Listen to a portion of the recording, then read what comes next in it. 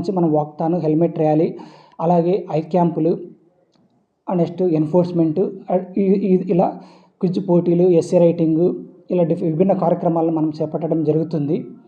ముఖ్యంగా మనం ఈ రహదారి భద్రత మాసోత్సవాలు చేయడానికి ముఖ్య కారణం ఏంటంటే, ప్రతి సంవత్సరము దేశవ్యాప్తంగా చూసుకుంటే ఆల్మోస్ట్ 2 లక్షల మంది చనిపోతున్నారు రహదారి ప్రమాదాల వల్ల. రాష్ట్రంలో మన ఆంధ్రప్రదేశ్ రాష్ట్రం తీసుకుంటే 8,000 మంది వరకు చనిపోతున్నారు. చిత్తూరు జిల్లాలో 2024 సంవత్సరంలో దాదాపు 350 మంది వరకు మరణించడం జరిగింది. వీటిలో ముఖ్యంగా 2 వీలర్ వాళ్ళే 1/3 మెంబర్స్ ఉంటున్నారు. 2 వీలర్ యాక్సిడెంట్ జరగడానికి ముఖ్య కారణం ఏంటంటే హెల్మెట్ లేకపోవడము.